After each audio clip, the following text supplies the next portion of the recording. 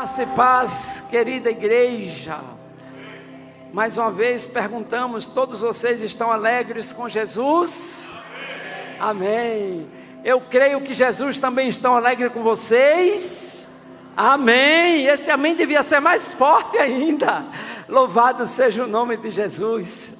Jesus disse, eu cito muito aquela parábola lá de João capítulo 15, da videira verdadeira. Jesus disse: olhe, sempre que vocês estiverem ligados em mim, e eu estiver ligado em vocês, vocês produzirão frutos, vocês farão o impossível. Louvado seja Deus. E a alegria dele é a nossa alegria. Lá no mesmo capítulo 15, versículo 11, Jesus disse: olha, a minha alegria eu dou para vocês, e a alegria que eu dou a vocês é uma alegria completa, graças a Deus. Queridos, hoje, primeiro domingo do mês, a nossa igreja tem separado para nós cultuarmos a Deus no chamado culto comemorativo pela morte do nosso Senhor Jesus Cristo. Eu convido a todos para ler 2 versículos, e logo após fique de pé só um pouquinho mais. Eu sei que vocês já estão há muito tempo em pé, mas rapidinho, vocês vão se assentar, e eu vou continuar em pé aqui. Se nós fôssemos seguir literalmente como Jesus fazia, a gente podia até ter uma cadeira aqui para os pregadores e pregar sentado, né? Eu costumo dizer que a maior pregação registrada na Bíblia, pode ter tido até outras, lá em Mateus, que a gente apelida de Sermão do Monte. Jesus disse que Jesus chegou, chamou os discípulos, se assentou e começou a pregar. Está lá em Mateus capítulo 5, 6 e 7. A maior pregação, quase todas as doutrinas do cristianismo está ali exposta. Louvado seja Deus. Mas vamos ler aqui um versículo, Mateus 26, versículos 26 e 27.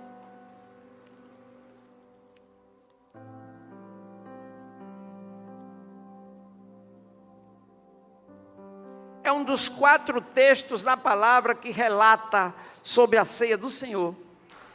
E hoje nós vamos falar um pouquinho sobre a ceia do Senhor, sobre como nós devemos ceiar com Ele, como nós devemos almejar a sempre estar ceando com o nosso Senhor Jesus Cristo.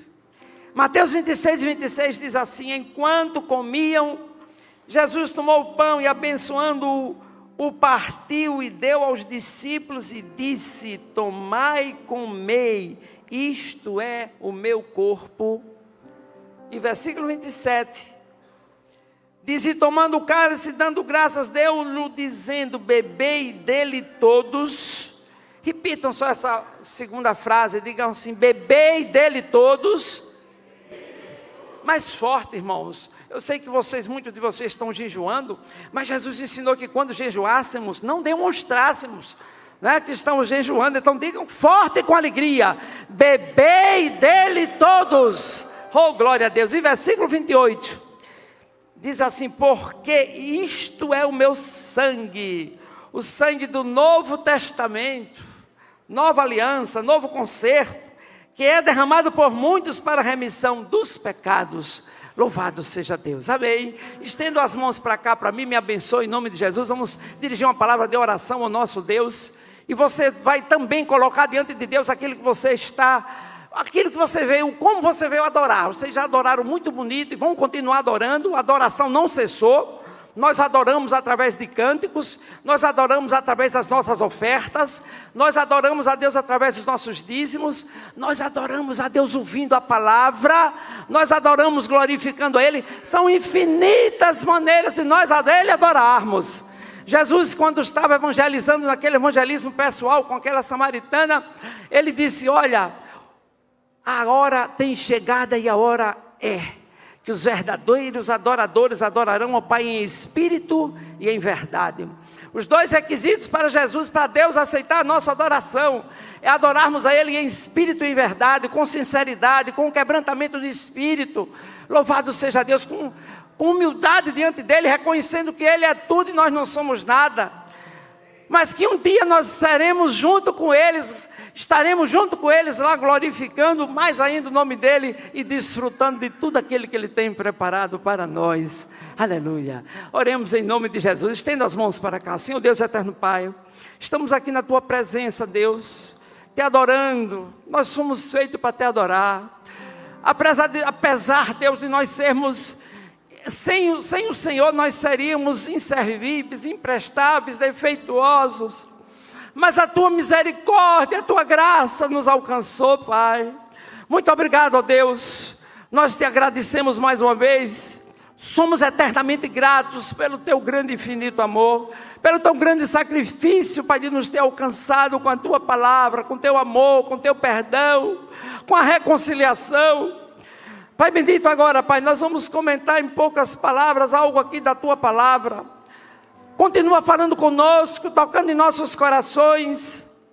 Continua, Deus, abençoando a Tua igreja, cada um dos Teus filhos, Pai, que já tem Te adorado e vai continuar Te adorando. Pai, opera um milagre na vida de cada um, Pai, que cada um de nós possamos sair daqui melhores do que chegamos.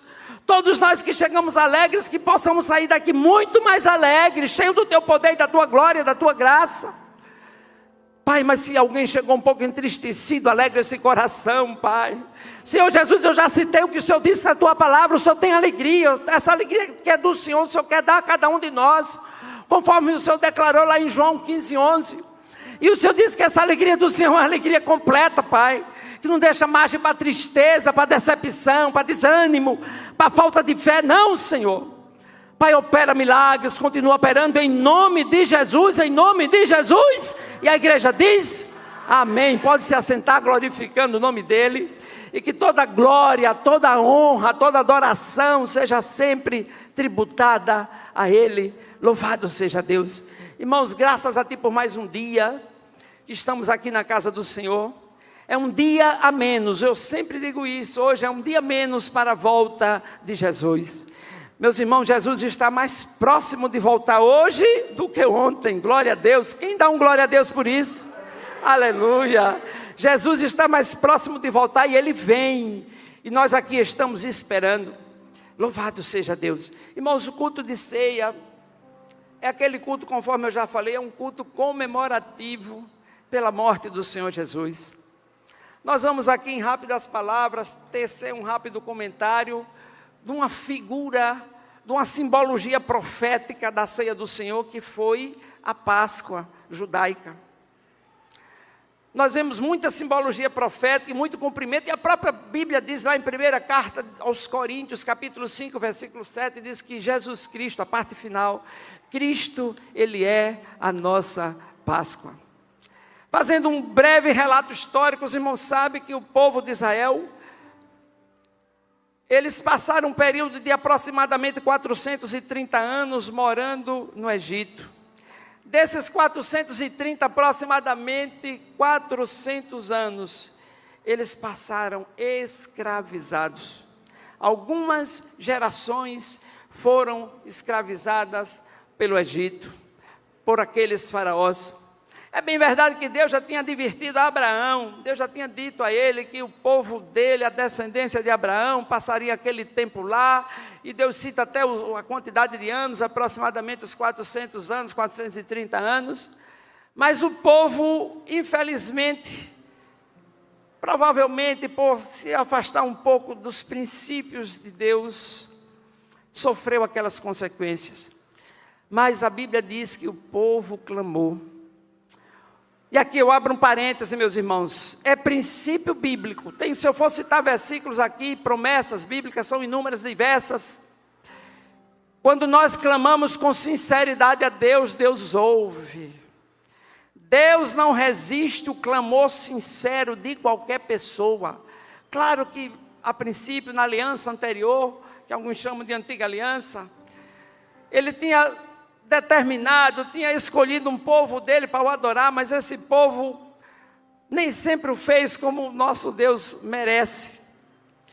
Mas a palavra diz, e tem muitos textos, gosto de citar muito lá aquele livro, aquele versículo de Crônicas que diz que se o meu povo, que se chama pelo meu nome, se humilhar e orar e buscar a minha face, Mas é de qualquer maneira não se converter dos seus maus caminhos.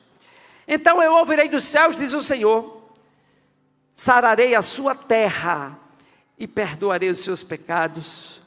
Bênção material, bênção espiritual. Claro que nós somos um espírito, mas um espírito que habita dentro de um corpo, e temos uma alma também. E Deus se importa, Deus se preocupa com todo o nosso ser por completo. Então, é princípio da palavra. No momento que nós nos achegarmos ao nosso Deus, Ele sempre está pronto para nos ouvir e nos atender. Exaltado seja esse nome glorioso do nosso Deus. E o povo de Israel não foi diferente naquela época. O povo escravizado, sofrendo. E Deus ouviu o clamor do povo, e Deus levantou, como os irmãos sabem, eu vou falar de forma bem rápida, levantou Moisés para libertar o povo. Deus conversou com Moisés, capacitou, instruiu, orientou, nomeou um auxiliar dele, seu irmão Arão, para o ajudar. E Deus também prometeu e cumpriu agir com juízo com aqueles egípcios naquela época. Aí os irmãos sabem, aquelas 10 pragas vieram, e a última praga, a morte do primogênito dos humanos e dos animais. Com essa Deus estabeleceu que iria tirar o povo de Israel, iria convencer Faraó a ceder, como de fato ele o fez. Agora, Deus preparou o povo, instruiu o povo. Como seria essa saída? Meus irmãos, e aqui eu abro um segundo parêntese. Para nós recebermos algo de Deus, nós temos que obedecer e ter fé. Louvado seja Deus. A obediência, a fé, tem que estar arraigada, irmãodadas nas nossas vidas. E Deus estabeleceu algumas regras para que aquela última praga não pegasse, não atingisse o povo de Israel. E como bem relata a palavra do Senhor, Deus estabeleceu ali aquele procedimento. Olha, cada família pega um cordeiro, é cheio de simbolismo, um cordeiro de 1 ano, sem mácula, macho. Vocês peguem, separem ele por 14 dias, ali era para ver realmente se o animal tem alguma doença, alguma coisa parecida, para ter a certeza, a convicção, já prefigurando a perfeição, eu diria, a impecabilidade do nosso Senhor Jesus Cristo. Aquele cordeiro lá da Páscoa judaica, sem sombra de dúvida, e a palavra confirma, já estava simbolizando a perfeição do nosso Senhor Jesus. Assim como aquele cordeiro lá, foi um dos elementos que Deus instituiu, com alguns procedimentos, para que concretizasse a saída vitoriosa do povo de Israel daquela escravidão. O nosso cordeiro atual, Jesus Cristo, com seu sacrifício também eficaz, perfeito. Louvado seja Deus, foi o nosso Redentor, o nosso símbolo. Glorificado seja o nome de Jesus. Então Deus lá estabeleceu, mas estabeleceu algumas condições, por isso que eu disse que nós precisamos sempre agir com fé, com obediência.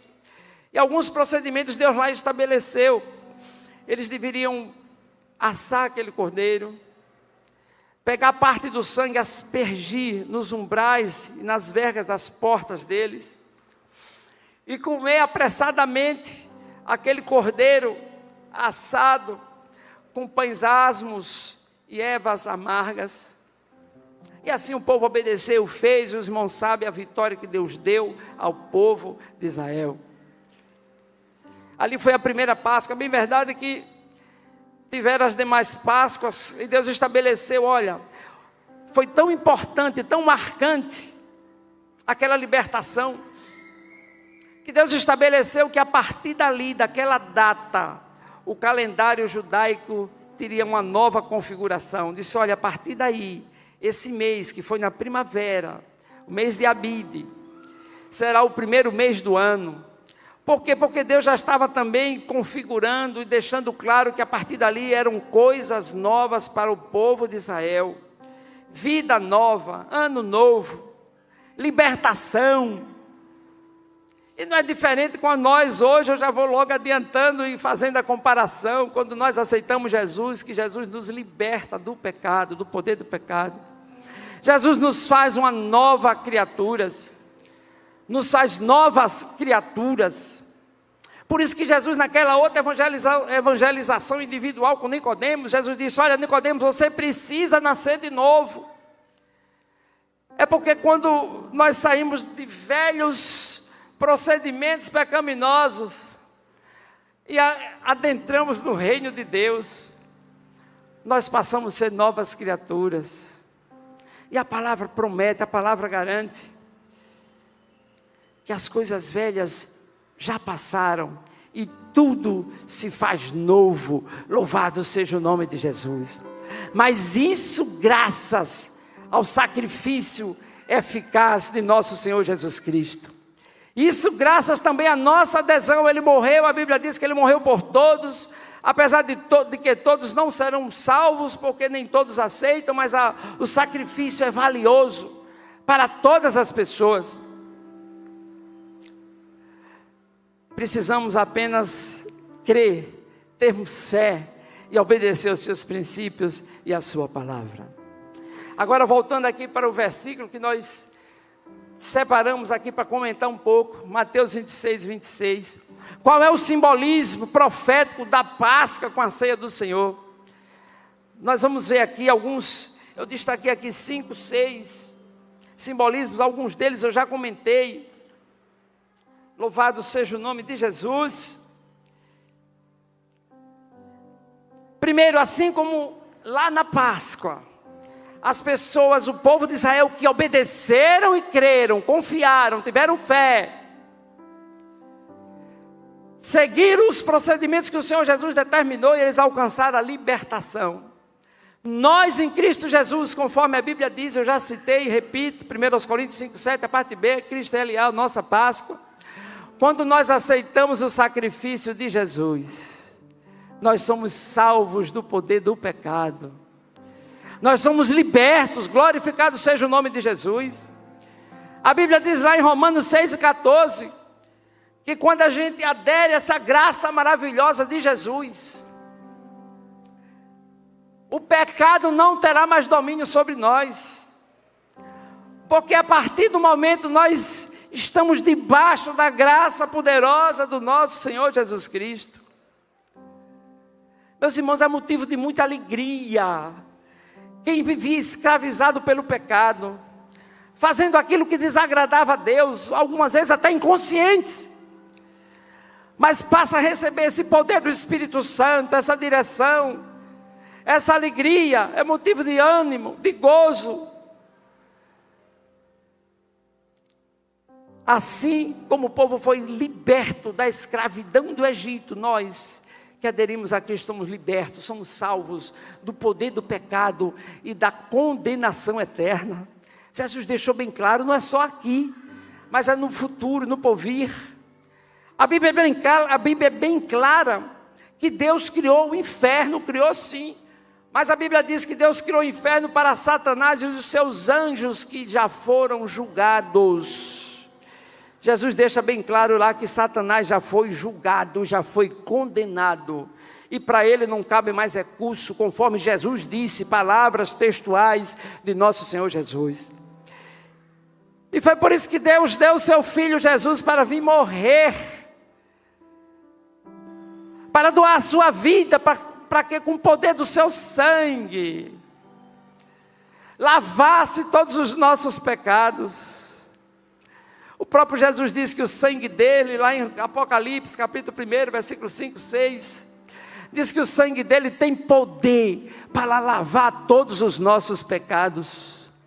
É motivo de regozijo, de crença, de alegria, de fé, de exaltação, de glorificação ao nome dele, porque ele tem poder para fazer isso e tem feito nas nossas vidas e na vida de todo aquele que crê.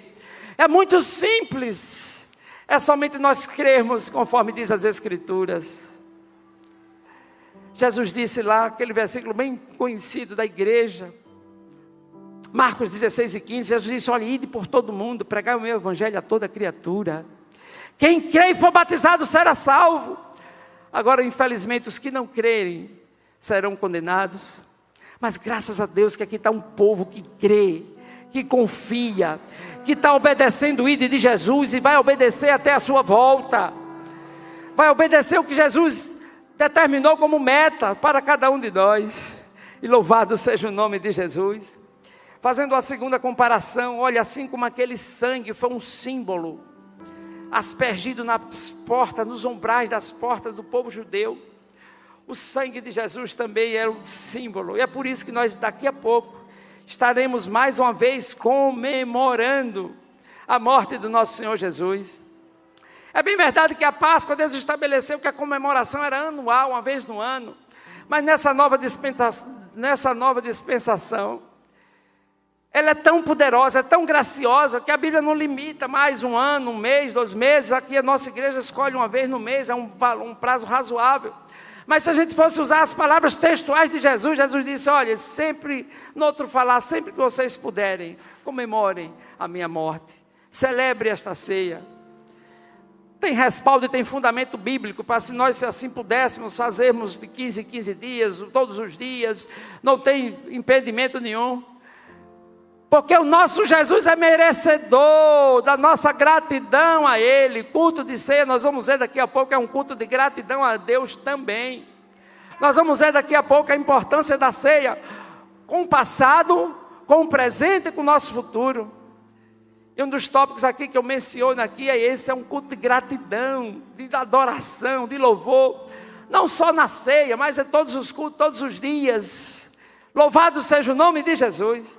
Mas voltando ainda a uma comparação simbólica lá, profética da Páscoa, com a ceia do Senhor. Primeiro eu falei da libertação, segundo o valor do sangue, que o sangue ele concretizou. O sangue aspergido ali foi a forma do povo de Israel obedecer com fé ao que o nosso santo Deus determinou.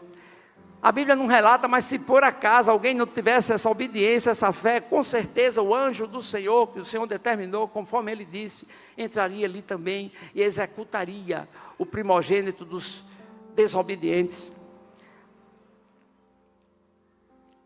Terceiro simbolismo, eu coloquei aqui que o cordeiro pascal era um sacrifício que servia de substituto.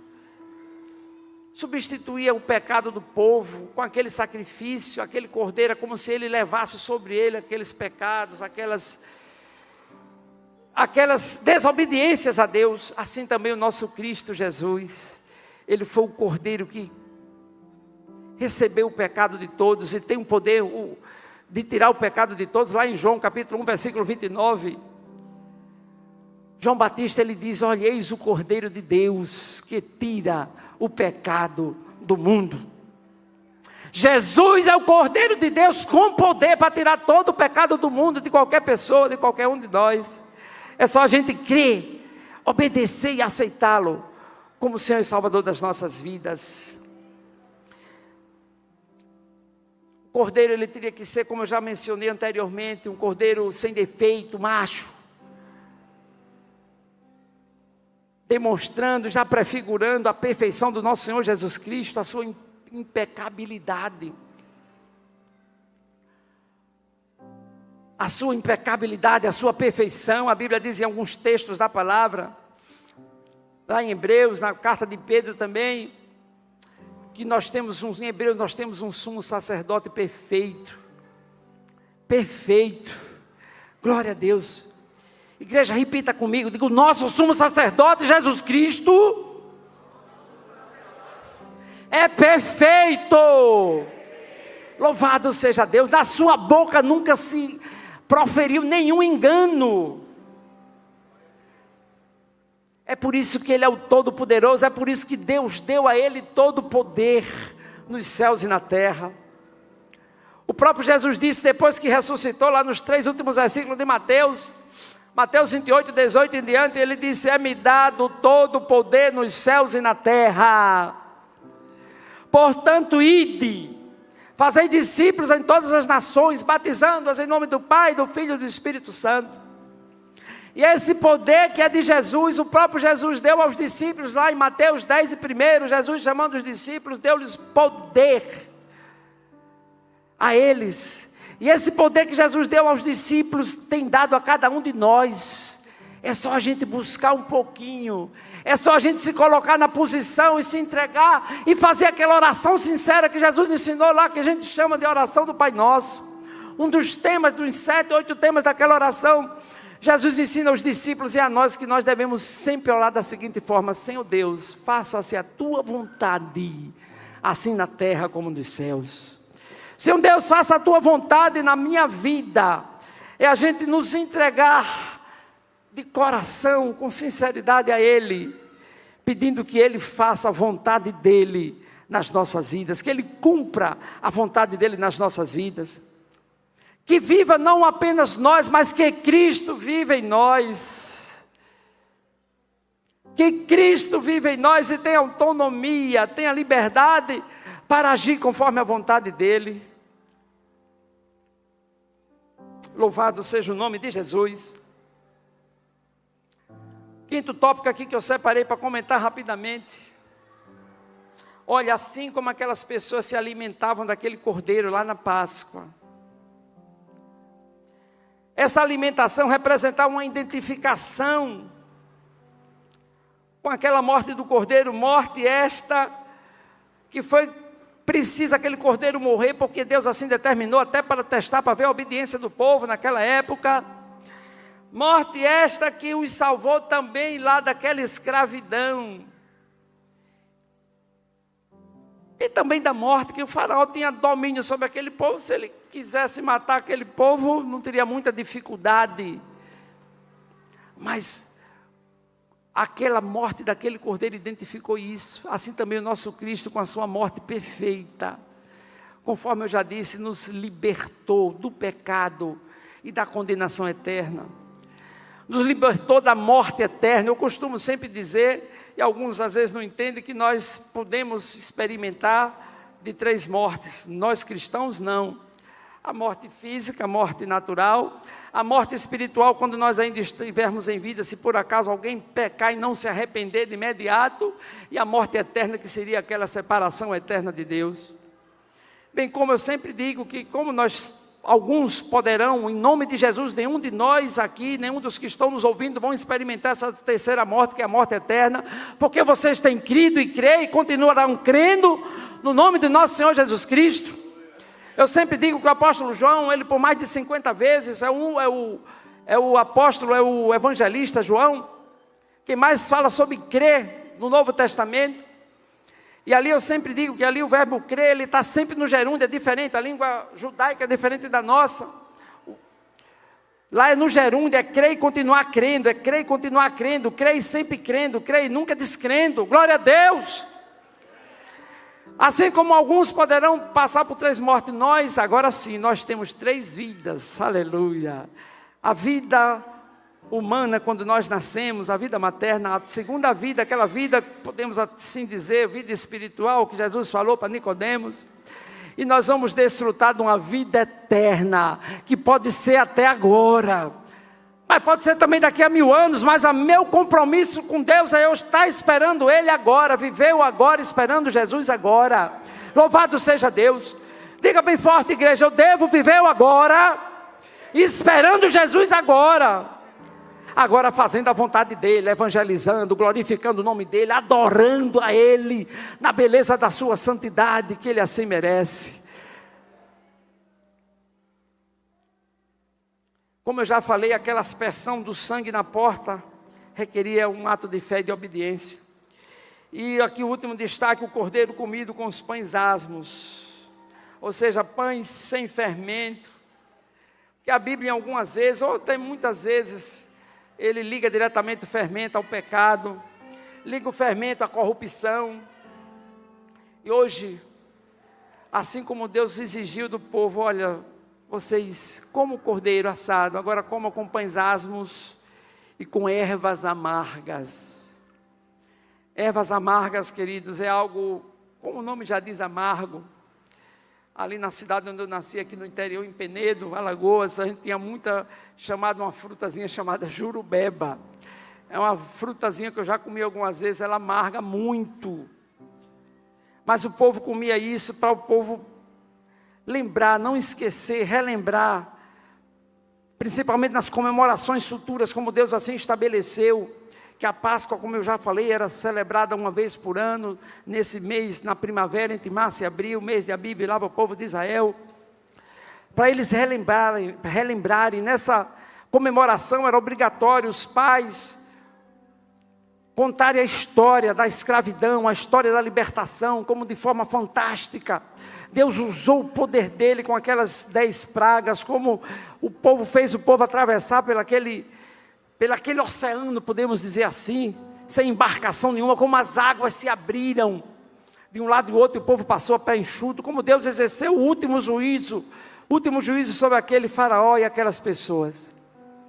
Assim também hoje, nós somos chamados para viver, conforme eu já disse, uma vida separada do pecado, da corrupção, e é isso que Jesus requer de cada um de nós. E é isso, irmãos, que esse culto de hoje, culto comemorativo, comemorando o sacrifício eficaz de Jesus, Ele assim o pede na sua palavra para a gente sempre fazer, para que nós não possamos esquecer, e alguns dos irmãos sempre comentar e contar e reler nas escrituras como foi aquela morte. Eu costumo fazer uma comparação. Eu já trabalhei aqui para um senhor, não vou citar o nome, há alguns anos, muito rico aqui em Maceió. Eu fiz um trabalho assim profissional e de vez em quando a gente conversávamos, num dos dias que estávamos reunidos, ligou o empregado dele, isso há uns 20 anos aproximadamente, e o empregado dele causou um prejuízo a ele naquela época, era negócio de R$1, R$2, coisa pequena. Mas esse senhor ficou tão triste, ficou tão bravo, ficou tão exaltado. Uma pessoa que tinha milhões e milhões e milhões. Aí naquela hora eu digo, meu Deus, eu até brinquei com ele, rapaz, eu tenho aqui, eu dou esse dinheiro a você, mas tenha calma, se acalme. Aí na hora o Espírito Santo me fez lembrar, eu não me esqueço como nunca. Disse, olha, esse senhor que tem algumas posses, perdeu algo tão insignificante, está agindo dessa forma. Imagine eu, meu filho. Eu sou o dono de tudo, eu abri mão de tudo. E além de abrir mão de tudo, ele se fez homem como nós. Ele foi experimentado em tudo aqui na terra, foi humilhado. Queridos, a Bíblia diz que Jesus não abriu a sua boca para murmurar, para reclamar. Ele aceitou sofrer tudo isso. Eu nunca tinha pensado, eu digo, meu Deus, que uma pessoa aqui humana, um pequeno prejuízo assim, está tão exaltado. Por quê? Porque ele não tinha Jesus. Eu aproveitei para falar um pouco de Jesus para ele, ele não quis, recusou. Até de uma forma meio dura, outras oportunidades eu tentei. Ele ouviu um pouco a palavra. Algum tempo depois eu soube até que ele teve uns problemas de saúde emocional. Mas recusou Jesus. Mas o que eu quero fazer uma comparação, meus queridos, Jesus deixou toda a sua glória. Pense numa pessoa rica e poderosa. Meus filhos, quando era pequeno, às vezes brincava com eles, querido, meus filhos, vamos ali falar com um rapaz que é muito rico, ele tem tudo para dar para o que você quiser. Aí o meu menino dizia, papai é mesmo? Eu digo, vamos lá, cara. Aí quem é? Aí eu começava a falar de Jesus para ele. Aí ele, pai, o senhor já vem, eu digo, cara, é isso mesmo. Ele é o Todo-Poderoso, além de ele ser extremamente rico, ele é o Todo-Poderoso, todo o poder é dado a ele, ele faz o que você quiser. Você está vendo esse super-homem aí, que eles gostavam de assistir aqueles desenhos, aqueles filmes de super-heróis? Isso aí é uma fichinha, com o sopro dele, ele não precisa nem soprar.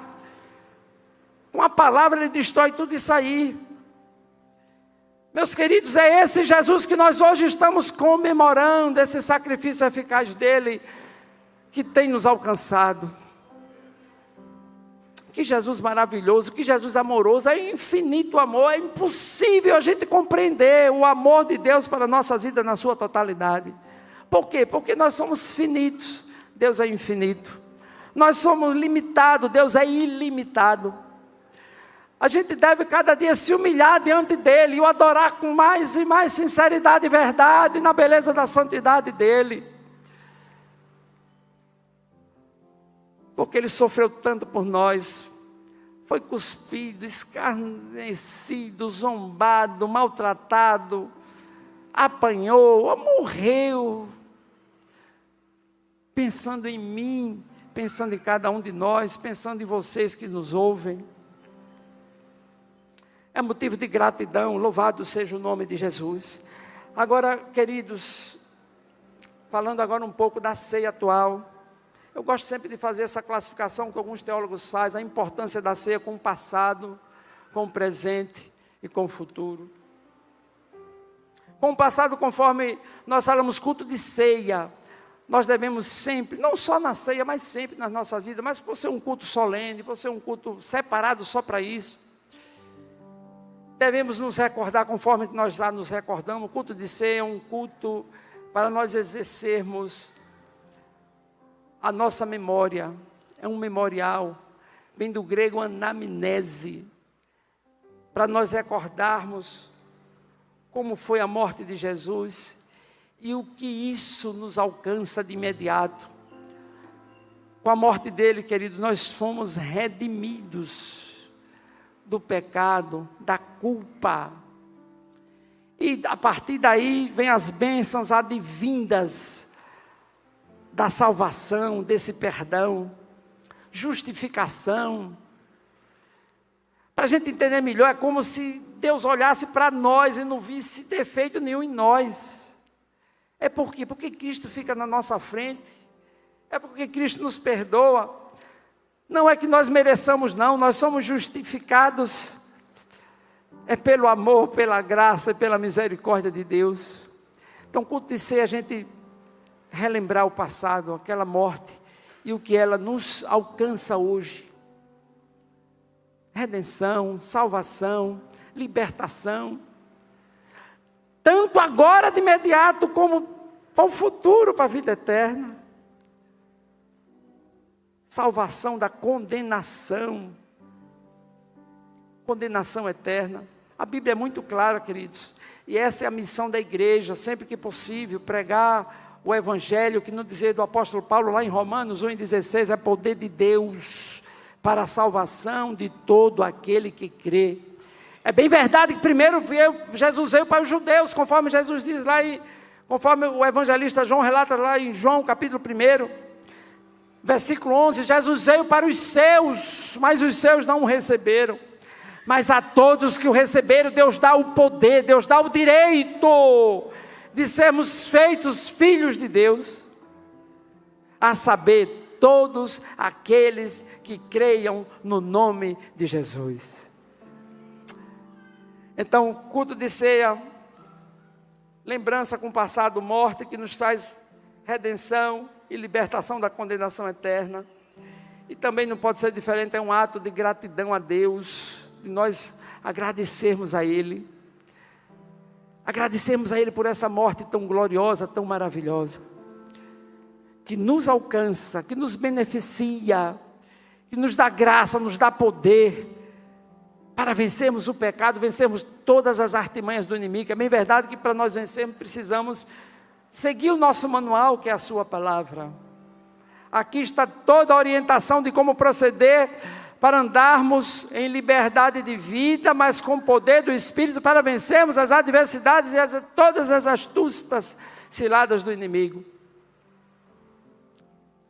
A importância da ceia com o nosso presente hoje é um momento de comunhão.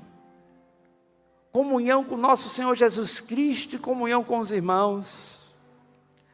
Alguns antigos até denominam, autodenominavam o culto de ceia de culto de comunhão. Não está errado não, vem do grego koinonia, comunhão. Jesus prometeu lá em Mateus 18 e 20, que onde estivesse 2 ou 3 reunidos no nome dele, ele estaria presente no nosso meio. Querido, Jesus está aqui, porque nós, ao começarmos o culto, abrimos o culto, declararmos o culto, o pastor Mário aqui orou, com toda a igreja, que esse culto é para o nome, para a glória do nome do nosso Senhor Jesus Cristo, para adoração ao nome dEle. Então Ele está aqui presente no nosso meio, sinta a comunhão dEle na sua vida.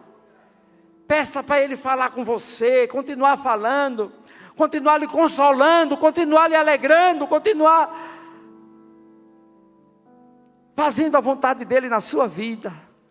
Então, culto de ser, um culto, um momento presente, é um culto de comunhão, comunhão com Jesus Cristo, que é o nosso amado Salvador, e comunhão com todos. A palavra nos orienta a gente ter comunhão, a gente ter com todas as pessoas, que a gente amar a todos. Eu sempre cito amar até os inimigos. Se eles não quiserem receber o nosso amor, mas a nossa obrigação é falar com eles, amá-los, orar por eles, orar por todos, orar pelas autoridades, todas as autoridades. O apóstolo Paulo orienta lá o jovem Timóteo para que venhamos ter uma vida quieta, sossegada. Além do momento de comunhão, a ceia do Senhor se relaciona com o presente, com agora, porque é através da morte de Jesus que o próprio Cristo, Ele proclamou, conforme eu li ali em Mateus 26, Ele proclamou uma nova aliança, um novo acordo, um novo testamento com a humanidade. É uma aliança tão poderosa que para você aderir a essa aliança é muito simples, conforme eu já disse aqui diversas vezes hoje, é somente crer no Senhor Jesus, conforme diz as Escrituras. Crendo em Jesus, conforme diz as Escrituras, nós recebemos dele essa graça maravilhosa. Glorificado a esse nome maravilhoso, bondoso, que nós não merecemos por ele ser alcançado.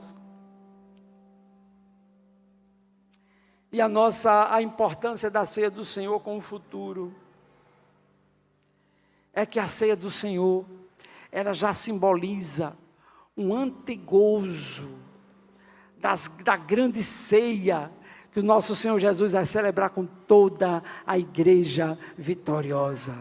Louvado seja Deus. A Bíblia é muito clara. A Bíblia deixa claro que no futuro, assim que a igreja for arrebatada, terá um momento especial da igreja, da noiva do Senhor com Ele. E Ele celebrará com todos os fiéis salvos, lavados, remidos no sangue de Jesus, essa grande ceia, um enxame de bodas do Cordeiro. Mas é um momento glorioso, um momento de alegria, um momento de regozijo também.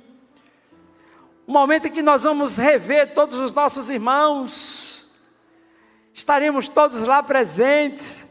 Então o culto hoje aqui, meus irmãos, a gente também já está pensando no futuro.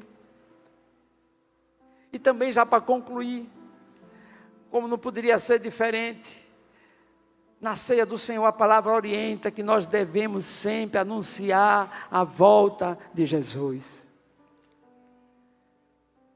Vou repetir, os irmãos parece que não ouviram, glória a Deus. A ceia do Senhor é um momento também propício, conforme a palavra orienta, para nós anunciarmos a volta de Jesus. Amém, glória a Deus. Queridos, nós somos aqui da terra, mas nós não somos aqui da terra. Estamos aqui, mas nós não somos daqui. Jesus disse lá em João capítulo 17, naquela oração que nós chamamos, a Bíblia chama, alguns teólogos chamam de oração sacerdotal. Jesus orou pelos discípulos, mas orou por todos. Naquele capítulo 17, Jesus também deixa claro que estamos aqui, mas nós não somos daqui. Seremos cidadãos dos céus, lá onde nós viveremos a eternidade. Aqui na terra nós não vamos viver nem 0,0000 vezes infinito, mas lá na glória nós viveremos eternamente com o nosso Pai, aleluia. Então a palavra diz lá em Coríntios, alguns dos evangelhos, que a ceia do Senhor é momento para nós anunciarmos a volta de Jesus, anunciarmos que Jesus virá, e virá logo. É bem verdade que até que eu mencionei anteriormente, porque a Bíblia também, para Deus, Deus que é infinito, Ele pode vir hoje, pode vir daqui a 1000 anos, mas todos os sinais já estão cumpridos. Não quero crer que Jesus vai demorar muito tempo. Mas a decisão é dele. O apóstolo Pedro, ele escrevendo lá na sua carta, ele disse que muitos naquela época de Pedro achavam que Jesus estava demorando para voltar. Mas o Espírito Santo orientou a Pedro, inspirou a Pedro e disse: Pedro, o nosso Deus é um Deus longânimo. Ele ainda não voltou porque Ele não quer que ninguém se perca, mas que todos sejam alcançados pelo Evangelho. Todos têm a oportunidade de serem libertos do pecado. É bem verdade que não só da condenação eterna, mas aqui também. Precisamos continuar anunciando a volta de Jesus, pregando o seu Evangelho, a sua volta. Vai pregando também a salvação para que as pessoas possam ser libertas do pecado, libertas de prisões que obrigam as pessoas a fazerem, no outro falar, podemos assim dizer, fazer algo até que se ela tivesse com uma boa memória, um bom raciocínio, um bom entendimento, não praticariam. Mas Jesus deixou bem claro que Jesus veio para desfazer as obras de Satanás.